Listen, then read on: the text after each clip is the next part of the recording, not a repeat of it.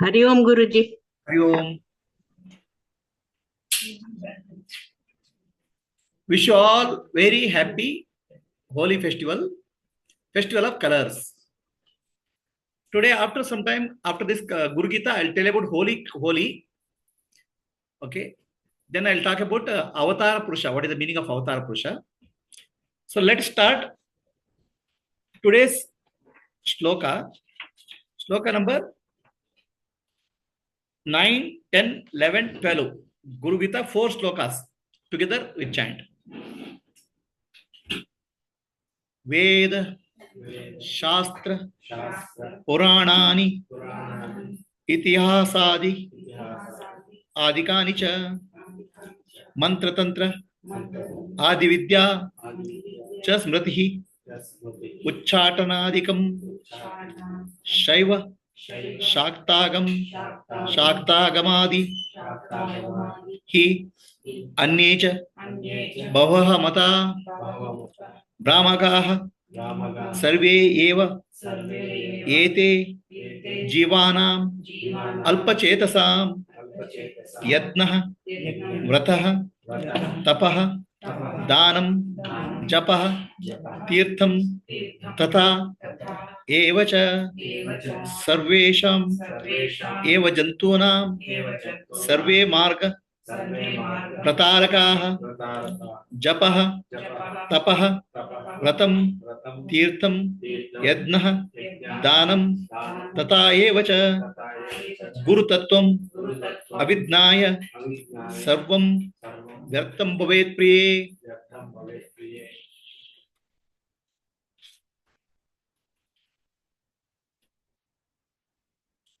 Adi Guru Shiva, Shivji, tells his first disciple Parvati. The first disciple of Shivji is Parvati. The teaching of Shivji to Parvati is captured by Nandi, who is sitting there. Nandi is called Nandinatha. Nandinatha was a disciple, actually. He's not a bull. Nandinatha took the teachings of Shivji and took it to Sri Lanka, and from Sri Lanka, southern part of India, he taught the teachings. So Shivji tells Parvati, Priye, oh my loved one, beloved one, all scriptural teachings are illusionary, create illusion. You take Veda, Upanishad, Purana, Itihasa, Mantra, Tantra, Smriti, Shaivagama, Shaktagama, all become useless without the Guru Tattva. The Guru principle is required. Without knowing Guru Tattva, all of these become irrelevant. Brahmakaha. Not only already we are in Brahme, already we are in illusion. They'll create more illusion also. Okay. Yadna, I'll do Yadna. I'll do Vrata. I'll do Tapa. Dana, Japa, Tirtha. Everything becomes Brahmakaha, illusion, without blessing from Guru Tattva. Sarvesham eva jantunam, sarve margaha pratarkaha. All roots without a Guru, they become illusionary. Guru Tattvam avidnaya sarvam vyartam bhavet priye. All become waste without the guidance of Guru. This is the teaching. Why is that so? Vedas are great. It is said that scriptures say paroksha priyaya devaha. Paroksha priyahi devaha means all teachings of scriptures is told in indirect language. They don't tell in direct language. Paroksha priyahi devaha. Everything is told in indirect languages because truth cannot be told in direct language. You cannot point the truth. Truth can never be pointed out because truth is beyond words. What is beyond words? How will you point out directly through words? You have to point out indirectly. It's like somebody wants to show the moon. Where is the moon? Moon is there. You should have to point the finger. Finger is not the moon, but finger is pointing to the moon.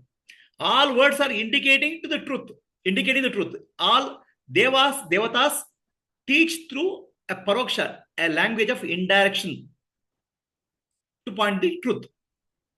Because the moment you tell the truth in words, that becomes untruth. The truth is beyond all words. So, paroksha priyahi devaha, they'll tell through indirect language. By the time, when you tell in the indirect language, it will confuse the people. Brahmakaha.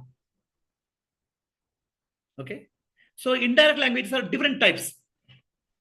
First language is graphical language.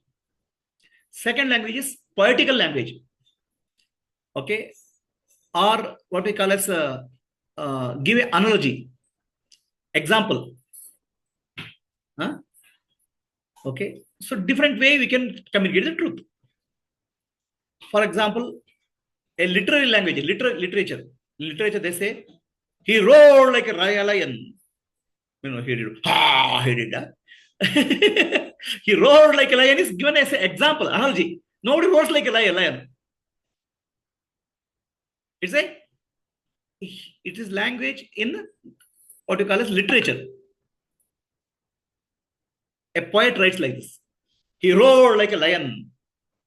How can somebody roar like a lion? Right? So similarly, another place, it says, a graphical picture is given. This is one is literature way. And the graphical way is there. So Shiva has to be there. Where is Shiva? Shiva is in Kailasa. Okay? He has a serpent in the neck. So we start looking for a person with a serpent in the neck. The serpent in the neck is a graphical language. It's a language of Shilpa Shastra. The serpent represents ego. For an enlightened being, ego is an ornament to show that serpent in the neck is shown. So otherwise what happens? People without understanding the deeper meaning, they start looking for a person in the Himalayas with a serpent in the neck.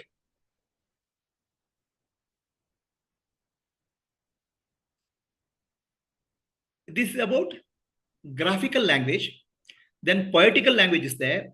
In Upanishads also, everywhere it is there. I mean, there are many places in different ways languages are used.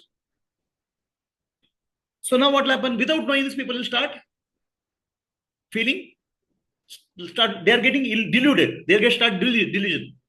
They start looking for something. Okay, then symbols are given.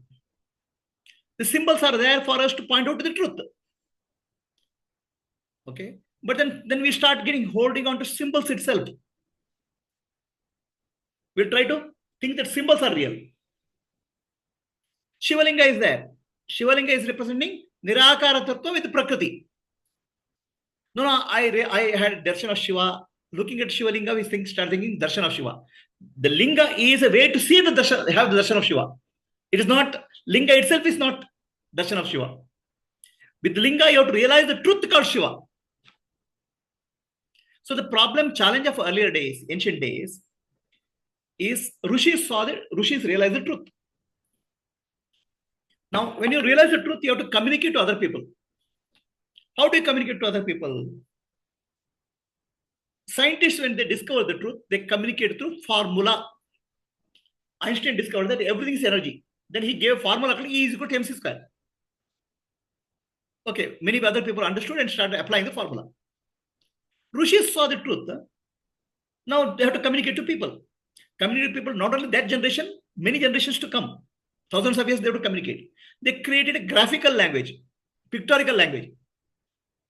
In the pictorial language, Shiva, Ganesha, all those people, all images are created as a communication to the future generation. What scientists communicate communicates the truth through formula, Rishis communicate through the form. But what happens is that human mind catches hold of the form and forgets the truth.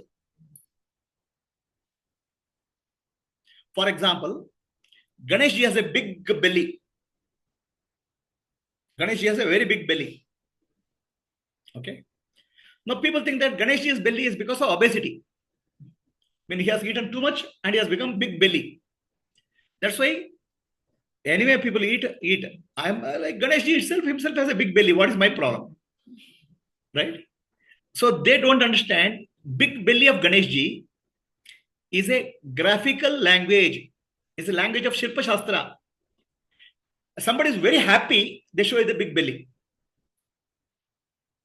You should have seen the stomach of laughing Buddha. His belly is big. Happiness is indicated through big belly. So what happens is the symbols will make people mistake. The problem in the communication of the truth is somebody who realize the truth has to communicate to next generation. It's like a blind man. Somebody has eyes and he wants to communicate to a blind man about something.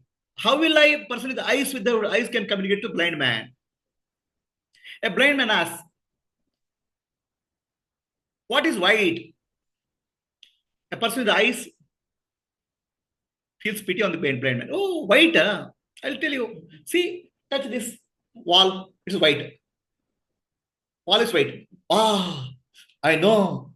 White means make sound. White means hard. Okay.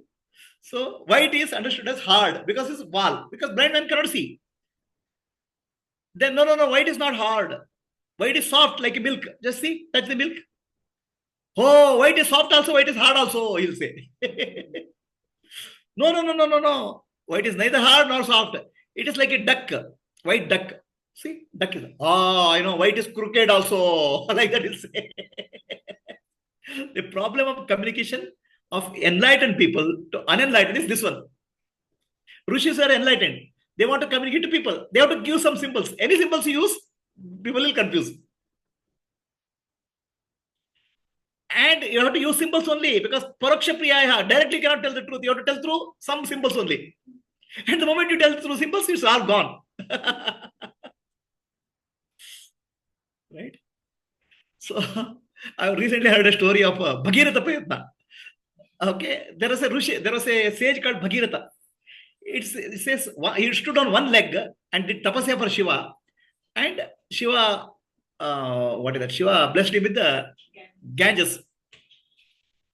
So standing on one leg. Now hearing that story, and he heard that Parvati did a tapasya for Shiva, standing on one leg.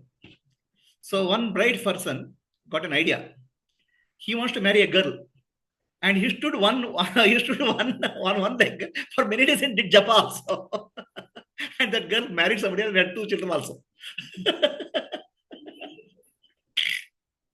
So we start taking literally truth.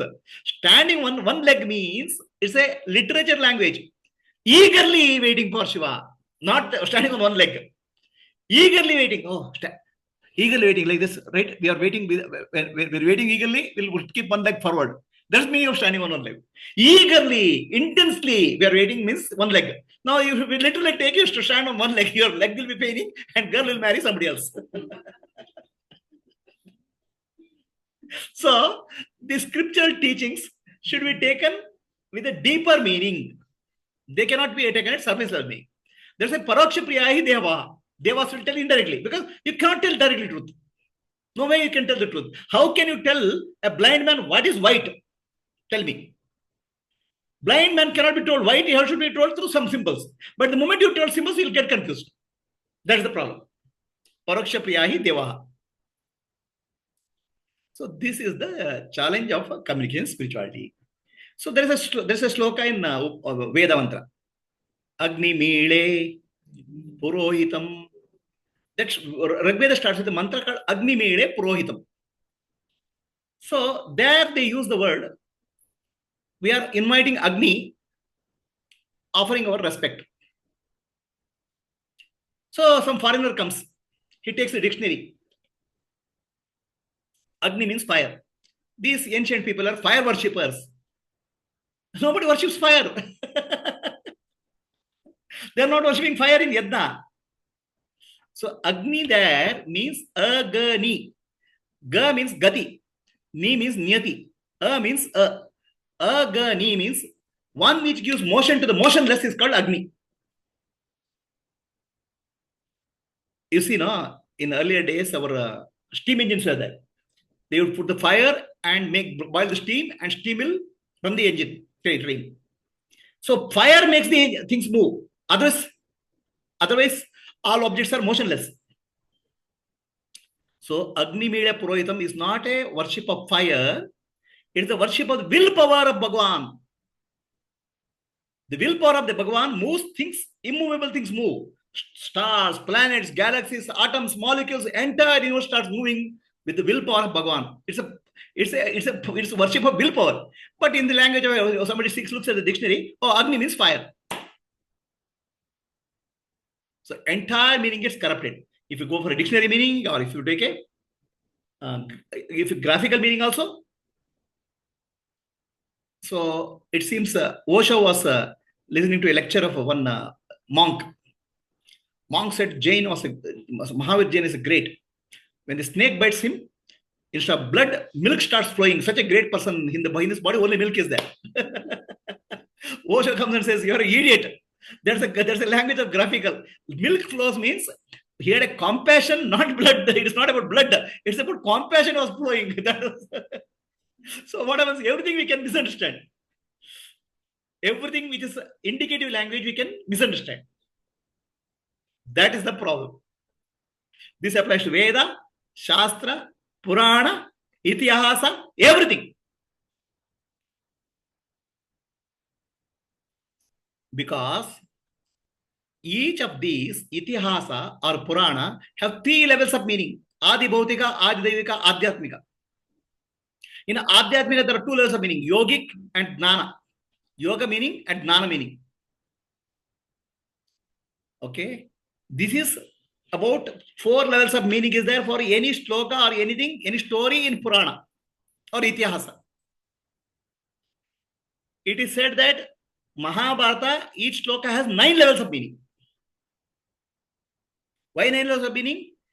Adi Bhautika, Adi Devika, Adhyatmika. And every action there, it's a karmic connection is there. Why Karna was killed by this thing, why this thing, all karmic connections. Then meaning of dharma is there. Like that 9 levels of meaning is there. A person who doesn't understand 9 levels, he takes a dictionary or dictionary meaning. Dictionary meaning any idiot can do. But they will not understand the truth. Madhvacharya went to, it seems there is a story of Madhvacharya. Madhvacharya going to Kanchi temple. There Madhvacharya says, I think Kanchi temple is another temple. Here, there are very great gathering of scholars. Madhvacharya says, Mahabharata has 9 levels of meaning. Madhvacharya wrote a commentary on Mahabharata called Mahabharata Tatpari Nirnaya. 9 levels of meaning. And Vishnu Sahasranama, each word of Vishnu Sahasranama has 100 meanings. Then the scholars challenge him. How can Vishnu Sahasranama have 100 meaning? You tell the 100 meaning now. So Madhvacharya says, I'll tell 100 meaning of each word. Provide one condition. You have to remember it and repeat it when I ask. He started telling Vishwam, Vishnu, Vashutkaro, Bhuta, Bhaiva, Bhavat, by the time he reached, and all scholars are flat. So enough of this. Vishwam. Vishwam means universe. Vi, Sha, Va, Ma. Four alphabets are there. 4 alphabets will give 4 different levels of meaning. The combination gives some other meaning. So like that, everything gives multi levels of meaning. And what is the meaning which is relevant to your evolution? Spiritual evolution, that's another problem. Not all the meanings are available for all persons' evolution. Same Upanishad can be written in Dvaita, Vishishta Advaita, Advaita. No, which is right? Dvaita is right or Vishishta Advaita, Advaita. No. Where you stand, for that teaching has to be given. It is for the meaning has to be, there are so many meanings are possible. Which meaning is suitable for your evolution has to be given. It's like saying this. A doctor, if you go to a medical shop, there are 40 different types of medicine for stomachache. 40 types. But what medicine is suitable for you, doctor has to give. Others, whatever other medicine they can be, another something else will start. Doctor has to prescribe right medicine. So scriptures say, Shiva says, Guru has to give the right teaching to a right disciple based on his evolution level. A right teaching given to wrong evolution level also causes confusion. A right teaching has to be given in a right way for the disciple. It's like 40 medicines are there. Ultimately, what medicine has to be given? Doctor has to prescribe. No, doctor should know what is the state of patient and what should be given. If you give something else, he will be in trouble. Somebody is already lazy. For him, come. Vedanta says you are not a doer. Wow, I am not a doer. I can enjoy my life. Like that. It will confuse people. The teaching has to be, that's why teaching is to be given not to everybody. Any teaching cannot be, every teaching cannot be given to everybody. Only people with the receiving ability will have to come to Guru, surrender to Guru, and if the Guru looks at where the student is, based on the teaching is given. Sri Ramakrishna Paramahamsa had 12 disciples. All 12 disciples, he gave different teachings. He didn't give one teaching to all. Swami Vivekananda, he gave Advaita teaching, and he didn't give Advaita teaching to any other disciple. One of the disciples was worshipping a Vigraha. He loves Vigraha Puja. Swami Vivekananda says, what is Vigraha? Formless. It's a form. This person is not, he doesn't know what is reality. So he gives Vivekananda a mental power. With the mental power, he commands him, take that Vigraha and throw it into water. He goes and throws it into water. Then he starts praying, oh, my God is gone. Then Ramakrishna Paramahamsa is so angry with Vivekananda. The Vigraha Puja is his way. You cannot interfere in this way. So Bhakti Marga, Jnana Marga, Kriya Marga, Kundalini Marga, Veda, Mantra, Tantra, Upanishattu, Yajna, Dana, Tapa has to be done under the guidance of a realized master. Otherwise, they'll all become Vyartha, futile. You will go in some other direction. So this applies to Veda, Shastra, Purana, Itihasa, Mantra, Tantra, Smriti, Uchchatane, Shaivagama, Shaktagama, all create illusion. Already we are in illusion because this language of graphical language, multi-level meaning, okay, poetical language, so they'll create illusion. Adi Bhautika, Adi Devika, Adhyatmika people don't understand. So no, you have to find Shiva in Kailasa. Very good. Book a ticket now. Kailas trip package is there. We'll go to Kailas Mansarovar Yatra to find Shiva. What they don't understand is Adhyatmika level, Shiva is here. This is the Shiva Sthana. Adi Daivika, Adhyatmika meaning you have to apply. Adi Bhautika meaning is for Yatra. Adhyatmika meaning is you have to find Shiva. Shiva is, this is called Kailasa. Kailasa Shikara. No, if you go and take dip in Varanasi, you will get a moksha. 100% I want to get a moksha. So I'll go and die in Kashi only. So that's Adi Bhautika. At Adhyatmika level, this place is called Varanasi. This is called Varana. Eyebrow. Varanasi means this place. Meditation on this place leads to mukti.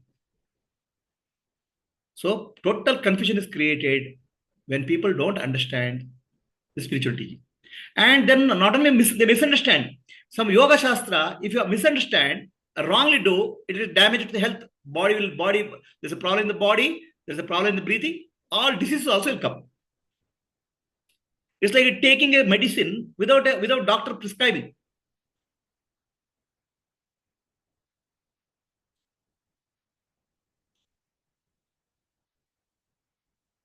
So Guru Tattva, teaching by a realized master, is very important. Mantra also becomes useless. See, mantra, there are two types of mantra. One is called Siddha Mantra. Siddha Mantra is potent. When Guru gives a Siddha Mantra, the mantra has the ability to elevate the consciousness of Shishya to highest enlightenment. Mantras are available now. Recordings are available in the tape recorder, in YouTube and all. They don't have the potency. Siddha mantra comes from a realized master. So Ramakrishna Paramahamsa used to say, who says what does not, what you say does not matter. Who says matters. If you go in the road and say, this, what kind of bad roads are these? Nobody will care. If Prime Minister goes in the source, what is the condition of road? Immediately roads will be repaired. Why? Who says matters? In Shastra also, scriptures also, who says matters? Words coming out of the realized master has ability to transform. Mantra coming out of the mouth of a realized master it's called Siddha mantra. It has the ability to transform. That's the importance of Guru. Shivji says, importance of Guru Tattva, Guru principle to Parvati for the benefit of Loka Kalyana. Any questions are there? Anybody?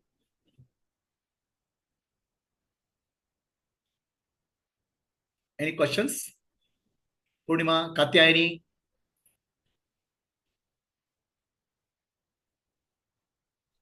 ಏನು questions ಇಲ್ಲ ಗುರುಜಿ, clear ಆಗಿತ್ತು. Okay.